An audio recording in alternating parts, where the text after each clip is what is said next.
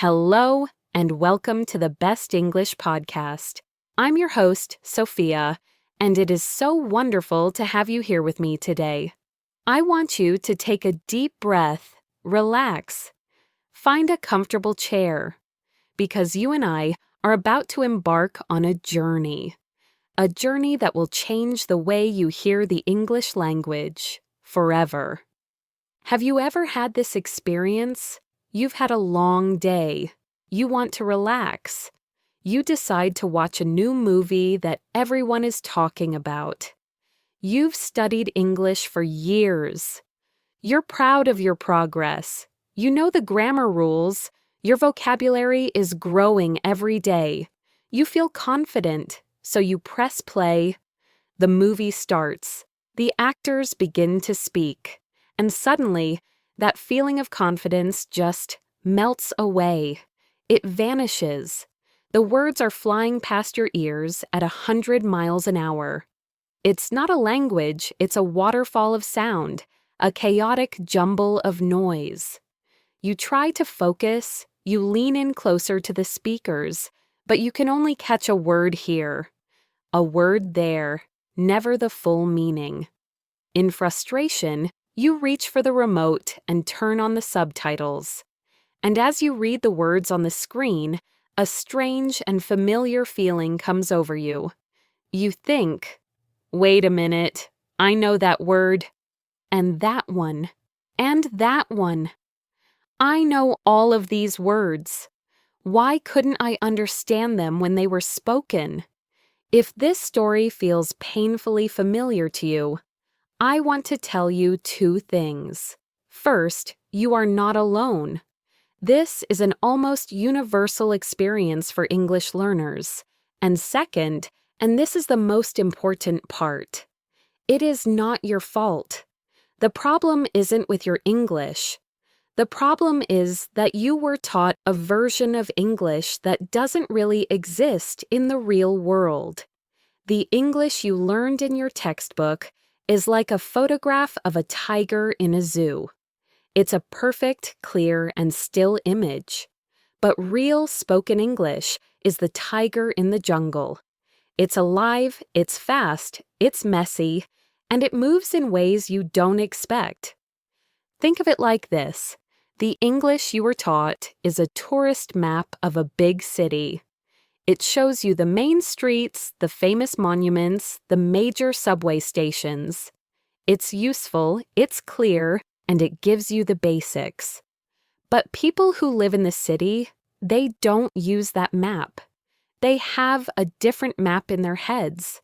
They know the secret shortcuts, the little alleyways, the hidden parks, the quiet coffee shops that aren't in any guidebook. They know the rhythm of the city, the way the streets feel at different times of day. Real spoken English is that local's map.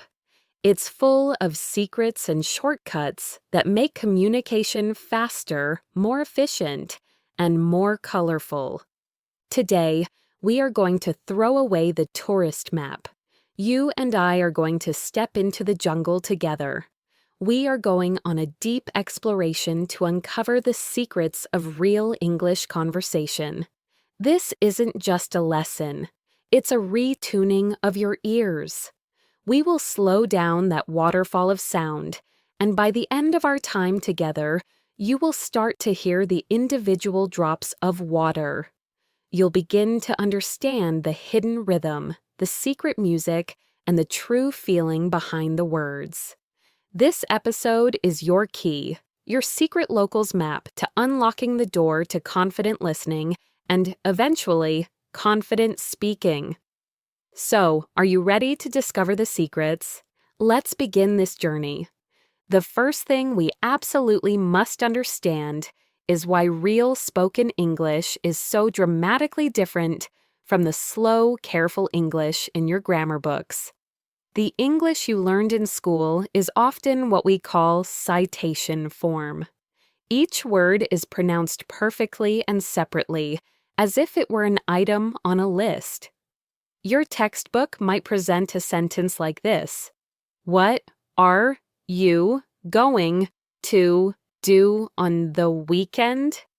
It's helpful when you're a brand new beginner, of course, but nobody, and I want to be perfectly clear about this, nobody on the planet talks like that in a real, relaxed conversation. A native speaker would take that exact same sentence and transform it. The words would blend and crash together. It would sound something more like, "What you gonna do'n the weekend?" It's a completely different creature. The sounds change, some sounds vanish into thin air, and the whole thing gets squished together into a musical phrase. This is the first, the biggest, and the most fundamental secret of real English conversation. English has a rhythm, a distinct melody. We don't just say the words, we connect them and sing them in a very specific way. And the technical name for this magic is connected speech. Connected speech is the idea that the words in a sentence are not separate islands. They are links in a chain. They flow together like water in a river, each one affecting the one before and the one after. When you write, you leave a nice clean space between each word. But when we speak, there are no spaces of silence. The end of one word bumps directly into the beginning of the next one, and this constant bumping and crashing and merging. It changes everything. It changes the sounds themselves. To understand this, we need to look at a few different types of connections. Let's start with the simplest and most common form of this, which we call linking. This happens when a word ending in a consonant sound is followed by a word starting with a vowel sound, a, I, o, u. In these cases, the consonant sound at the end of the first word essentially jumps over and attaches itself to the beginning of the second word. Let's take the simple phrase, an apple. You don't say an apple, you say an apple. The N sound from an links to the A from apple. It becomes one smooth, connected unit. Let's think about the phrase, pick it up. In a textbook, you might see it as 3 distinct words. Pick it up. But in a real conversation, we connect all of them. The K sound at the end of pick connects to the I in it, and the T sound in it connects to the U in up. So what you actually hear is something that sounds like one long, smooth word, pick it up. It's not 3 beats, it's one single flowing beat. I remember a funny story about this that really made me understand its importance. A friend of mine from Brazil, named Carlos, was visiting me in New York City for the first time. The city was overwhelming for him, especially the subway. One afternoon, we were trying to get on a very crowded train during rush hour. The doors were about to close, and I was already on the train, but he was hesitating. I shouted to him, "Get on!" But because I am a native speaker, I naturally connected the T sound at the end of get to the O sound at the beginning of on. So what Carlos heard was, "Get on." He just stood there on the platform and looked at me with the most confused expression I have ever seen. The doors closed and the train left without him. Later, I met him at the next station and he asked me, "What is a gettin'? What were you trying to tell me?" When I explained it to him, he had this huge aha moment. It was like a light bulb switched on in his brain. He said, "So that's it." That's why I can never understand people here. The words are all holding hands. I absolutely loved that expression. The words are holding hands. And once you start listening for these little hand-holding moments, these little links, you will hear them absolutely everywhere, in every single sentence. Let's practice this a little bit so you can really get a feel for it. I'll say a phrase slowly, with the words as separate islands. Then I'll say it the natural, connected way, with the words holding hands. Just listen. First, turn it off. Now, listen to it connected. Turn it off. Can you hear that? The N in turn jumps over to the I. Let's try another one. Read a book. Slowly. Read a book. Now connected. Read a book. The D sound connects to the A. One more for practice. Let's take I need a cup of coffee. The connections here are beautiful. Need-a becomes need-a. Cup of becomes cup of. The whole phrase sounds like, I need a cup of coffee. This is happening constantly. So here is your first listening challenge. I don't want you to feel overwhelmed. Just pick one short scene from a movie you like. Just 1 minute of dialogue, and listen for only this one thing. Listen for a consonant sound at the end of a word connecting to a vowel sound at the beginning of the next. Don't try to understand the whole meaning. Just become a detective. Hunt for this one secret. It's like a treasure hunt for your ears, and every time you find a link, you get a little bit closer to the treasure. Now, this connecting of words gets even more interesting and complex. Sometimes we don't just connect sounds that are already there, we actually add new, invisible sounds in between words to make them flow more smoothly. These are called intrusive sounds, or sometimes linking sounds. It happens most often when a word ends in a vowel sound and the next word also begins with a vowel sound. To avoid a clumsy, awkward pause between the two vowels, our mouths naturally insert a small I sound, which linguists call a J sound, or a small W sound to build a bridge. Let's look at the Y sound first. This usually happens after words that end in a tense front vowel sound, like in see or hi or say. For example, think about the phrase, I agree. The word I ends with a vowel sound, and agree starts with a vowel sound. To say I agree feels a little bit choppy, like you have to stop and start again. So a native speaker will naturally, without even a single thought, add a tiny Y sound in between. It sounds like I agree. It's very subtle, but it's there. Another classic example is he asked. It becomes he asked, or may I help you becomes may I help you. That little Y is the glue that holds the words together. The intrusive W sound happens after words that end with a rounded lip vowel sound, like oo as in blue or o as in go. For instance, the phrase go on. Instead of go sa on, which has that little awkward pause, we naturally say go one. Can you hear that little W sound acting as a bridge? Or the classic phrase, do it. We don't say do it, we say do it. This is one of the key things that makes English sound so fast and fluid. We are adding these little bridge sounds all over the place to connect our words and make our speech smoother. I remember when I first started learning about this concept myself. I was in a linguistics class in university, and my professor was trying to prove that this was a real physical phenomenon. He played a recording of a person saying a simple phrase like, "You are right," but he played it in super slow motion, and we could all clearly hear this little W sound emerge between the words, "You are right." It was fascinating. It's a completely unconscious habit. I've been speaking English my whole life, and I never knew I was adding these sounds until that class. But it's a crucial part of the music of the language. So let's practice hearing this. I'll say a phrase, and I want you to listen for the tiny bridge sound. Listen carefully for the Y or the W. Ready? She is amazing. Did you hear it? She is amazing. How about this one? 2 apples.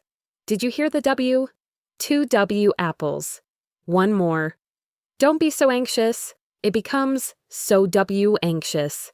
This is a higher level listening skill, so please do not worry if it's difficult to hear at first. The goal today is not to become an expert. The goal is just to open your ears to the possibility that these sounds exist. Once you are aware of them, you will slowly, gradually, start to notice them in the conversations you hear around you, like hearing a new instrument in a song you've heard 1,000 times. So, we've learned that sounds can be connected and sounds can be added. But what if I told you that sometimes sounds can also disappear? This is another huge secret, and it's called elision. Elision is when we omit or drop a sound in a word, usually a consonant, to make it easier and faster to say. This happens most often with T and D sounds, especially when they are stuck between two other consonant sounds. Our mouths are lazy. They don't want to do extra work if they don't have to. Think about the phrase next door. If you say it very carefully and slowly, you can pronounce the T sound in next door. But in a fast, natural conversation, that T sound almost always vanishes. We say next door. The T is just too much work to pronounce when it's squeezed between the X sound and the D sound. Here's another one you'll hear all the time: must be. In careful speech, we say must be. But in reality, you will almost always hear muss be. It must be cold outside, or you must be joking. This also happens all the time with function words, especially pronouns. For example, the word him. We often drop the H sound at the beginning. So a sentence like, I saw him yesterday becomes, I saw him yesterday. The words saw and him merge into saw him. Or tell her becomes tell her. Or I will give him the book becomes I'll give him the book. The H just disappears. This is a huge reason why learners get confused. You're listening for the clear sound of the word him or her, but you're only hearing im or attached to the previous word. I had a student once, a very intelligent man from Japan named Kenji, who was telling me about a problem he had at a store. He was trying to return a jacket, and the store manager was not being very helpful. Kenji wanted to say, I asked him for a refund. But he was pronouncing every word so perfectly, so carefully. Meanwhile, the store manager, a young guy from Brooklyn, was probably saying things like, you should have kept the receipt. But it sounded like, you should have kept the receipt. Kenji was trying to use his perfect separate word textbook English, while the manager was using real, messy, connected, sound-dropping English. It was a classic case of two people speaking the same language, but in a completely different way. After we worked on these concepts of connected speech and elision, Kenji told me it was like he had been given a secret decoder ring for understanding real conversations. He started listening for the missing sounds, not just the sounds that were there. Let's try to practice dropping some sounds. I'm going to say a sentence the textbook way and then the real, natural way. Just listen to the difference. I don't know. Now the real way. I don't know. The T in don't just disappears, and the words blend together into one lazy common phrase. Here's another. He must be tired. Now the real way. He must be tired. That little T is gone. One more, a very common one. A cup of coffee. The F sound in of is often dropped before a consonant. So it sounds like a cup of coffee. And this brings us to the most powerful and common sound in English, the sound that makes all of this possible, the schwa. It looks like an upside-down E, and it just makes a soft sound. Unstressed words and syllables in English almost always reduce to this sound. To becomes tur, For becomes fur, a becomes eh. That sentence, I want to get a cup of coffee, becomes I want to get cup of coffee. It's incredible, isn't it? How much the language can change from the page to the mouth.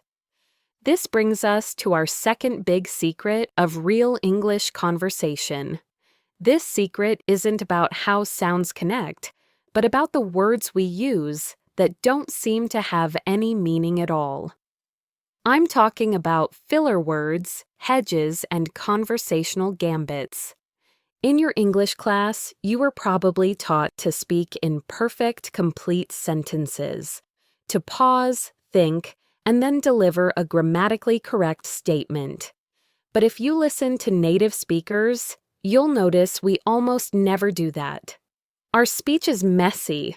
It's filled with little words and sounds that we sprinkle into our sentences. Words like, like, well, and sort of. These are called filler words.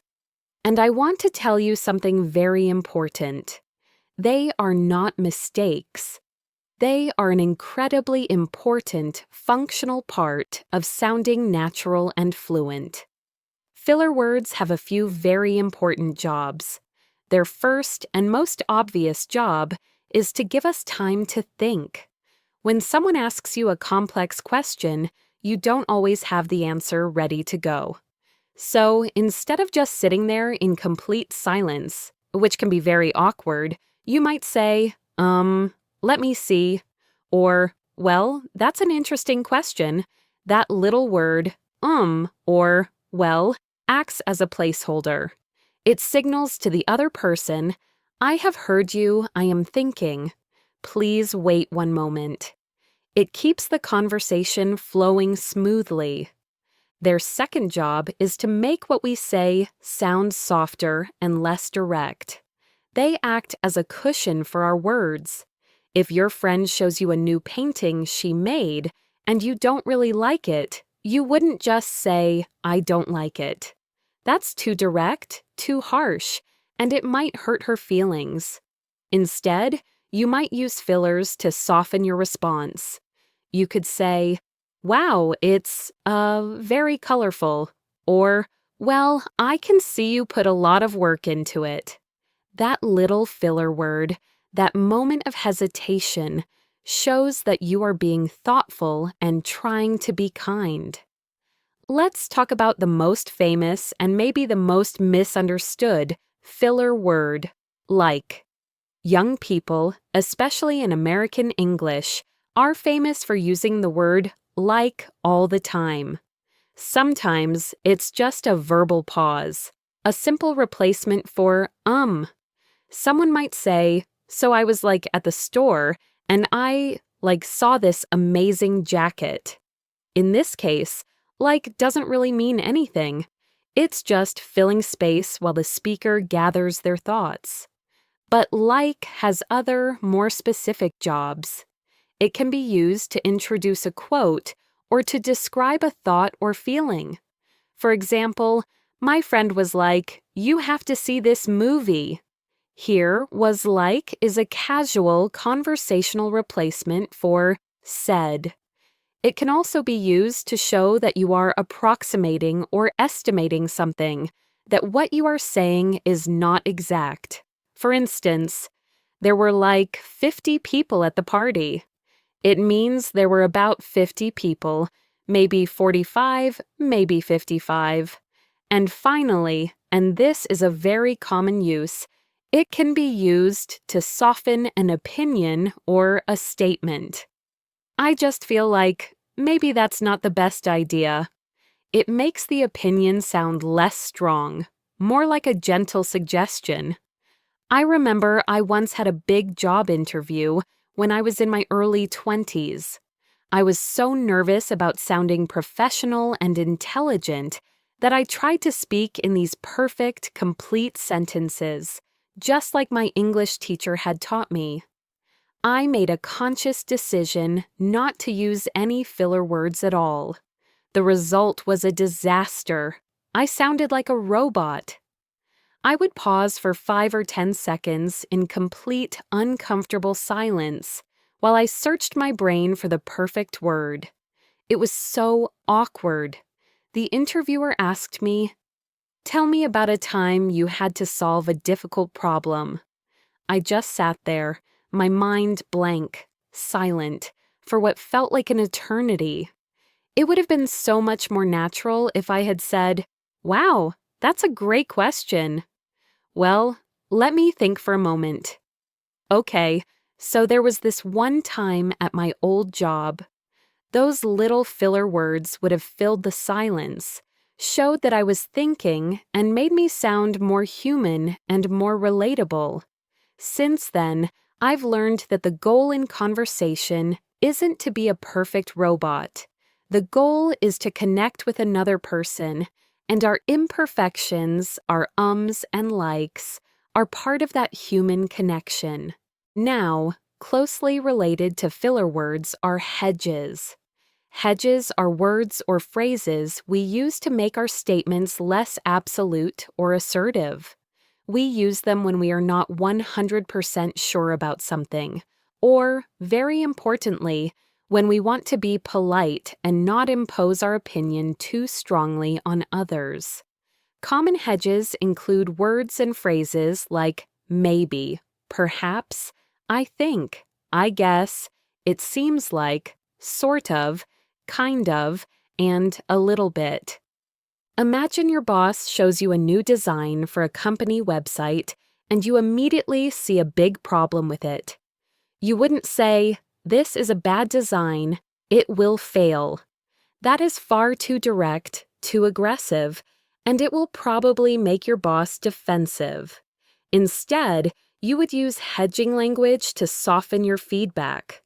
You might say, I think this is a great start, but I'm a little concerned about the navigation. Maybe we could try another approach for the main menu. Or, it seems like this might be a bit complicated for new users. I guess we could simplify this part a little. All of these hedges.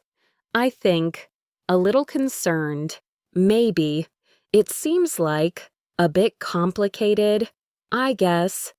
They all work together to soften the criticism and turn it into a helpful, collaborative suggestion rather than a harsh command. I use hedges all the time without even realizing it. The other day, a friend asked me for advice about a trip she was planning. She wanted to know if she should visit Italy or Greece for her vacation. I've been to both, but I can't possibly tell her which one she will enjoy more. So, my whole conversation was filled with hedges. I said things like, "Well, it kind of depends on what you're looking for. I guess Italy probably has better food, in my opinion, but Greece might have more beautiful beaches. I think you would probably have an amazing time in either city, to be honest." The words kind of, I guess, probably, might have, and I think all signal that this is just my personal opinion. It is not a universal fact. This makes my advice feel more friendly and less like I'm telling her what to do. And this leads us to our next set of tools, conversational gambits. These are little phrases we use to manage a conversation. They are like the traffic signals of a discussion.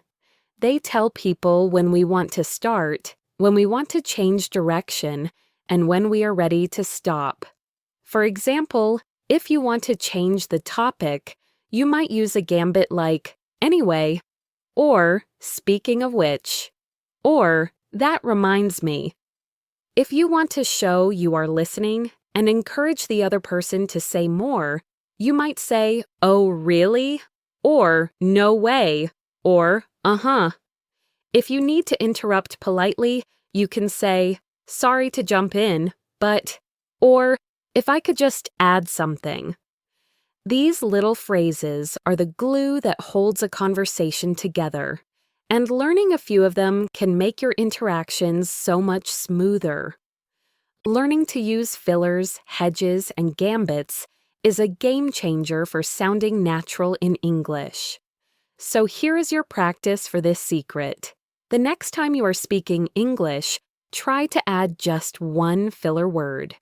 Before you answer a question, just start with, well, and see how it feels. Or, when you give an opinion, try starting with, I think, or I guess. You don't need to use like 100 times in a sentence. Just start small. And when you are listening, pay close attention to these little words. Don't ignore them as mistakes. Notice how often people use them to be polite, to think, and to manage the conversation. They are part of the hidden code of natural speech. Now we move to our third powerful secret. This one is about adding color, personality, imagination, and humor to your English. It's about using language that creates a vivid picture in the listener's mind. I'm talking about the wonderful world of idioms and phrasal verbs. These are often the most difficult and frustrating things for learners to master because they are a part of the language that defies logic. You cannot understand them by translating them word for word. You can't understand them with your analytical brain. You have to understand them with your intuition, your feeling, and the context of the situation. Let's start with phrasal verbs. A phrasal verb is simply a verb combined with one or two small words, usually a preposition or an adverb, and this combination creates a whole new meaning that is often completely different from the original verb. For example, you know the verb to look and you know the preposition up.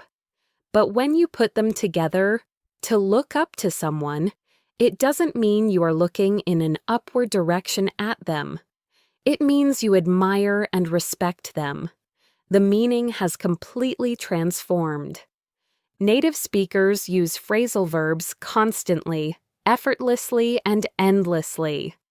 It's estimated that they make up a huge percentage of our everyday speech. So if you don't understand them, you are missing a massive chunk of the conversation. The key to learning them, I believe, is not to memorize long, alphabetical lists from a dictionary. That is boring and ineffective. The key is to learn them in thematic groups and in the context of stories. Let me tell you a story about a project I was working on last year at my old job. It was a really challenging project, and it illustrates perfectly how we use a series of phrasal verbs to tell a story about a process. So, my team had to come up with a new marketing plan for a client. To come up with something means to think of or create a new idea. It took us a few days of brainstorming, but we finally came up with a plan we were excited about. The next step was to kick off the project. To kick off means to officially start something. In the beginning, everything was going perfectly. But after a few weeks, we ran into some unexpected problems. To run into problems means to encounter them unexpectedly. There was a technical issue we just couldn't figure out. To figure out means to understand or find a solution to a problem. We tried everything. My boss told me not to give up. He said, "I know it's tough, but don't give up now." He suggested we just take a day to think it over. To think something over means to consider it carefully before making a decision. So, my team and I worked all weekend. It was really stressful, and I had to cut back on my social life for a little while. To cut back on means to reduce the amount of something. Finally, on Monday morning, our lead engineer, Maria, came up with a brilliant solution. We presented it to our client, and they loved it. We managed to pull it off. To pull something off means to succeed in doing something very difficult. In the end, all our hard work and late nights really paid off. And that means it was worth the effort, because the result was good. Do you see how that entire story is built on a skeleton of phrasal verbs? Each one adds to the narrative of action and progress. If I had used more formal, Latin-based words like create, commence, encounter, solve, surrender, and succeed, the story would sound much more formal, much more like a business report, and much less natural. Phrasal verbs are the language of everyday action. The best way to learn them is to focus on a topic. For example, you could decide that this week you will learn 5 phrasal verbs related to relationships, like ask out, get along with, break up, make up, and settle down. Then, you can try to create your own little story using those words. Or, when you read an article or watch a video, don't just look up the meaning of a new phrasal verb. Write down the whole sentence it was in. Context is your best friend when it comes to phrasal verbs. Now, let's talk about idioms. Idioms are phrases that have a figurative meaning that is different from the literal word-for-word meaning of the words. For example, the famous idiom, "It's raining cats and dogs."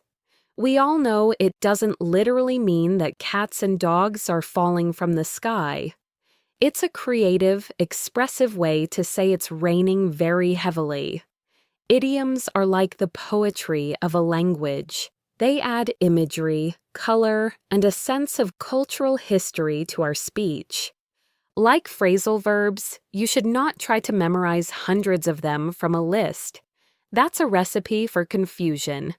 Instead, focus on understanding the most common ones that people use all the time in specific situations. Let's do a deep dive on a few.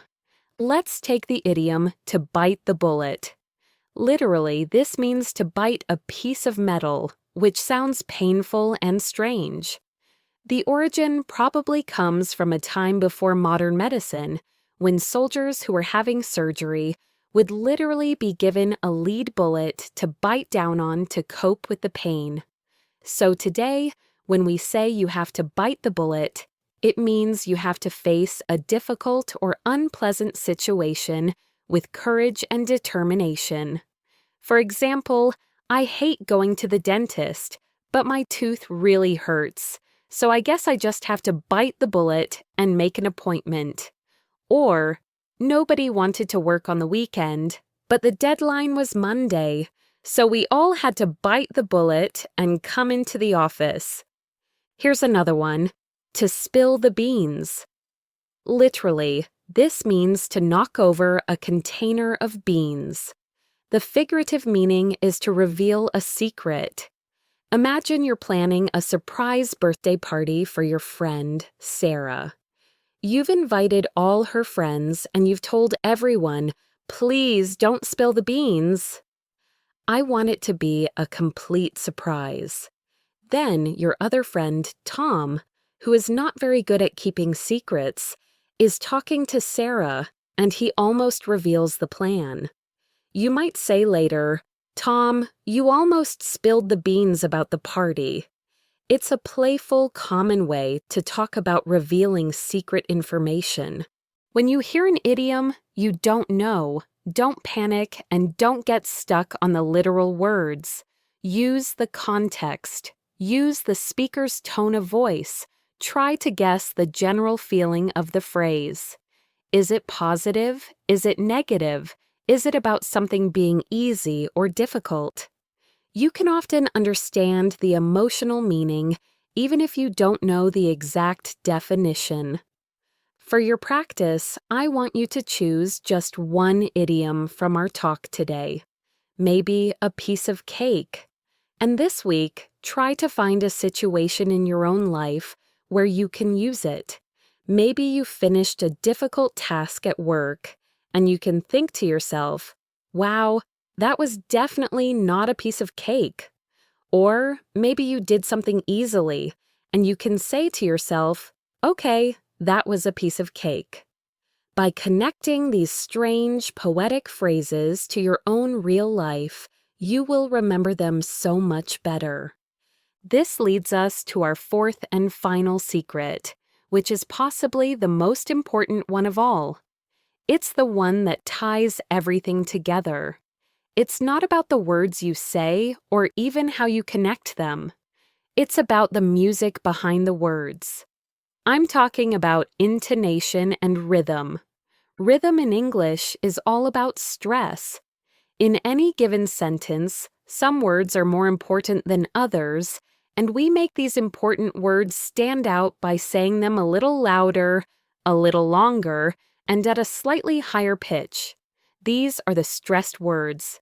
The other words, the less important grammar words like a, the, in, is, was, are unstressed. We say them very quickly, quietly, and without any emphasis. We swallow them. This pattern of stressed and unstressed syllables creates the unique rhythm of English. It's often called a stress-timed language. It's like the steady beat of a drum in a song. Da-dum, da-da-dum, da-dum. The time between the stressed beats is usually quite regular, no matter how many little unstressed syllables are squeezed in between. Let's take a simple sentence.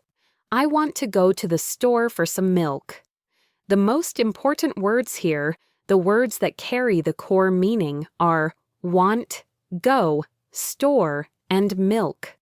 These are the content words, verbs, nouns, adjectives, adverbs. The other words are the little grammar words, the function words, I, to thee, for some. So, the rhythm of the sentence would be something like, I want to go to the store for some milk. Da-dum, da-da-dum, da-da-dum, da-da-dum. We rush through the small, unimportant words to get to the next important, stressed word. This is another huge reason why English can sound so impossibly fast to learners. You are trying to hear every single word with equal importance, but native speakers are not saying every word with equal importance. We are swallowing the unstressed words, reducing them to that little schwa sound we talked about.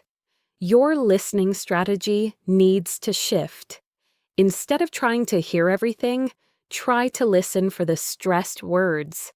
These are the signposts, the landmarks of the sentence.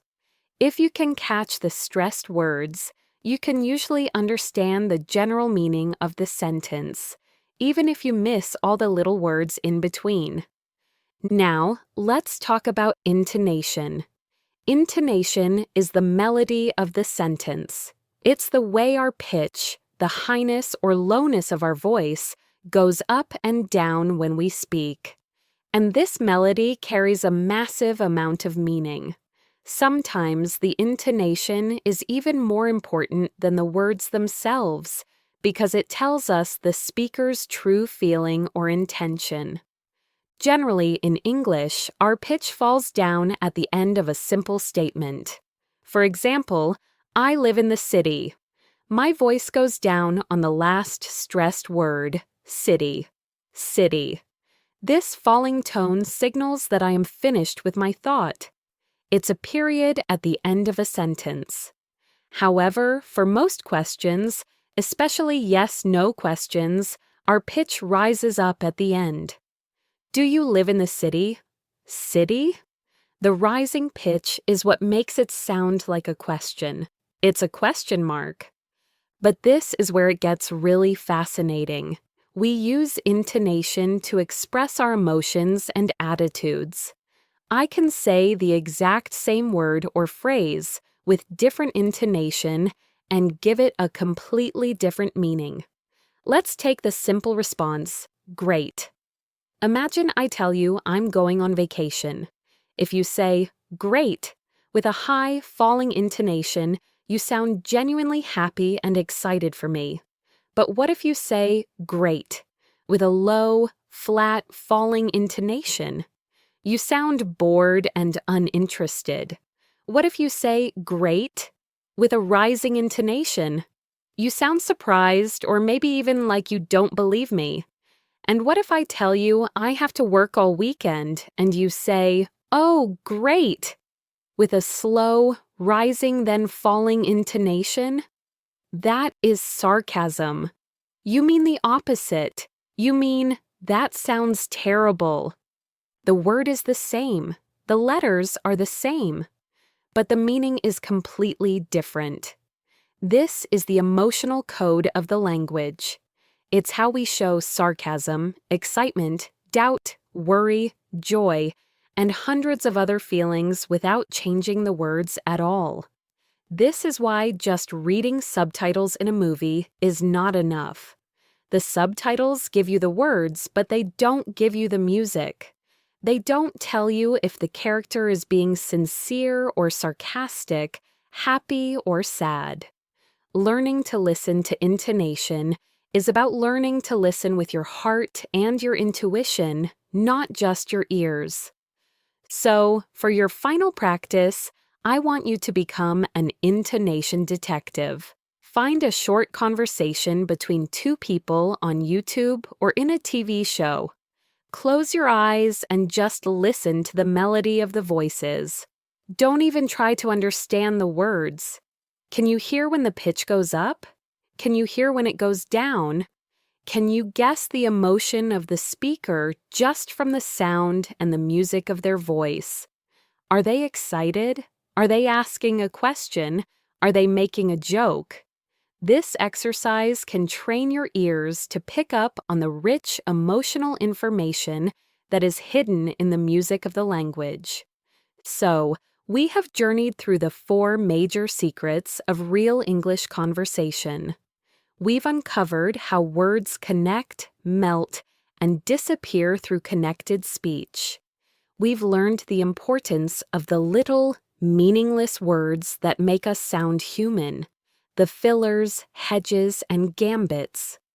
We've explored the colorful, picturesque world of idioms and phrasal verbs. And we have learned to listen to the hidden emotional code in the intonation and rhythm of the language. Now, I want to put it all together for you. I'm going to tell you a short, simple story about my weekend. And in this story, I will try to use everything we've talked about. After I tell the story, I will go back and we will analyze it together, piece by piece, so you can see all the secrets in action. This is the final step, learning to hear all these elements working together at the same time in a real, natural context. Okay, are you ready? Here is my story. So, this past weekend was kind of crazy. I was supposed to hang out with my friend, Anna. We'd been planning it for ages, and I was really looking forward to it. But then, on Friday afternoon, my boss dropped a bombshell on me. He was like, "Sophia, we need you to come in on Saturday to finish up that report." I was so bummed out. I mean, ugh. So I had to call Anna and call the whole thing off. She was pretty understanding, which was nice. Anyway, on Saturday, I went into the office and it was a real drag. I thought it would be a piece of cake, but I kept running into all these weird problems with the data. It took me 8 hours. I finally got home and I was completely worn out.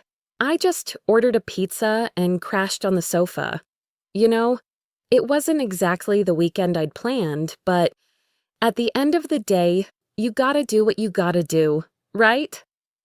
Okay, that was a little story filled with natural conversational English. Now, let's put on our detective glasses and analyze it meticulously. The story started with, "So, this past weekend was kinda crazy." Right away, you hear the filler words, "so" and "like." They don't add meaning, but they make the start of the story sound natural and unplanned. And then we have the hedge, kinda, which is a relaxed way of saying kind of. It softens the statement. Crazy is a strong word, but kinda crazy is less intense, more conversational. Then I said, I was supposed to hang out with my friend, Anna. Hang out with is a classic phrasal verb meaning to spend time together casually. Notice how hang out connects with linking, han gut. The next phrase was, I was really looking forward to it. Another essential phrasal verb, look forward to, which means to be excited about a future event. And listen to the connected speech in forward to it. It becomes forward to wit, with that intrusive W sound. Next, the story takes a turn. My boss dropped a bombshell on me. This is a great idiom. It means he gave me some very bad and surprising news. It creates a powerful image of something suddenly exploding in my peaceful weekend plans. Then I reported what my boss said using the conversational filler was like. He was like, Sophia, we need you to come in. Come in is another phrasal verb meaning to come to your place of work. My reaction, I was so bummed out. Bummed out is a phrasal verb and a slang term for being sad or disappointed. Then I used the fillers. Ugh. These express my feeling of frustration much more effectively than more complicated words. The ugh sound itself is a powerful communicator. I had to call the whole thing off. This is a phrasal verb and an idiom. It means to cancel the plan. Notice the smooth connected speech. Call the whole thing goff. The linking is happening everywhere. The story continues with my experience at the office. It was a real drag. This is an idiom, meaning it was boring and unpleasant. I thought it would be a piece of cake. There's our idiom for something very easy, but it wasn't. I kept running into problems. Our phrasal verb for encountering unexpected difficulties. Notice the time estimate. It took me like 8 hours. The filler like shows that I'm approximating. I'm not saying it was exactly 8 hours. My state at the end of the day, I was completely worn out. A phrasal verb meaning extremely tired or exhausted. Much more natural than saying, I was very fatigued.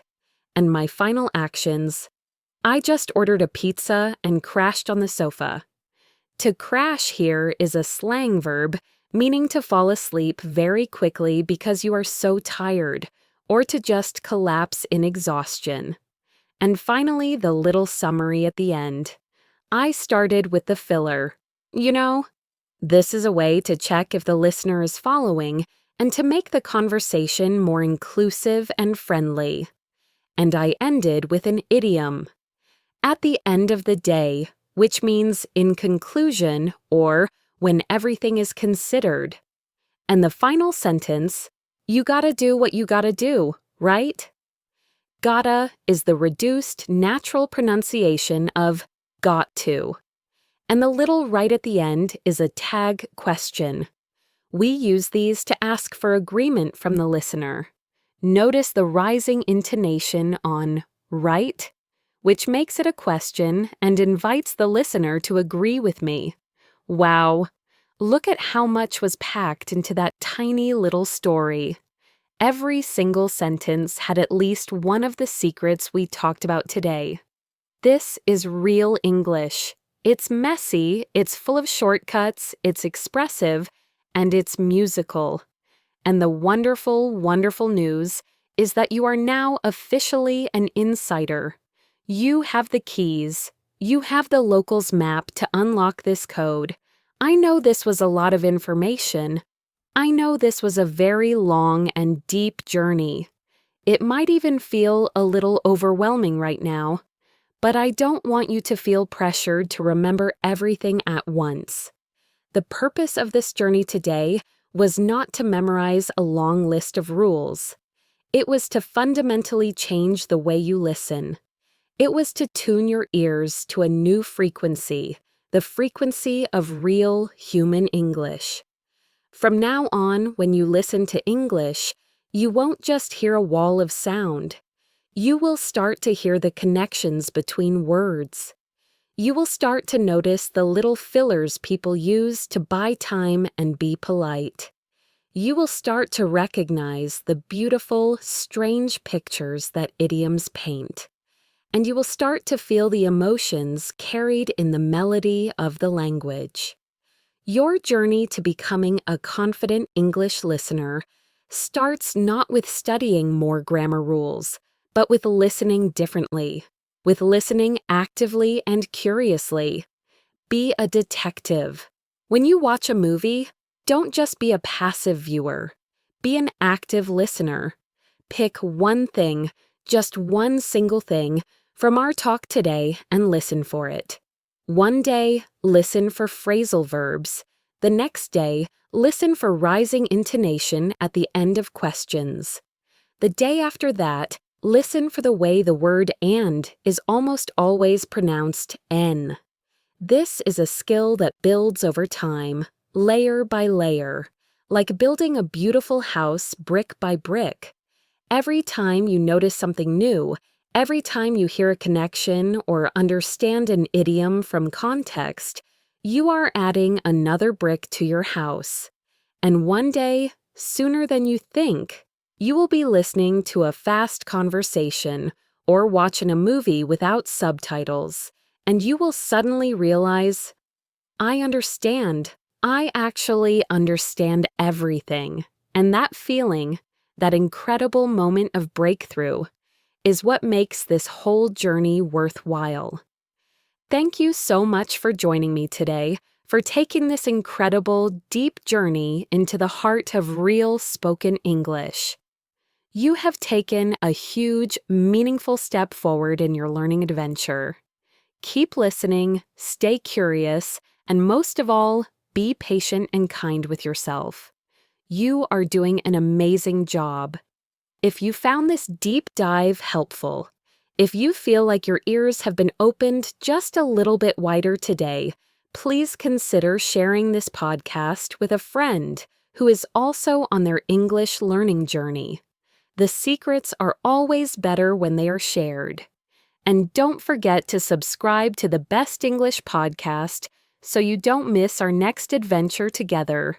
I'm Sophia, and I am so looking forward to talking with you again very soon. Until then, happy listening.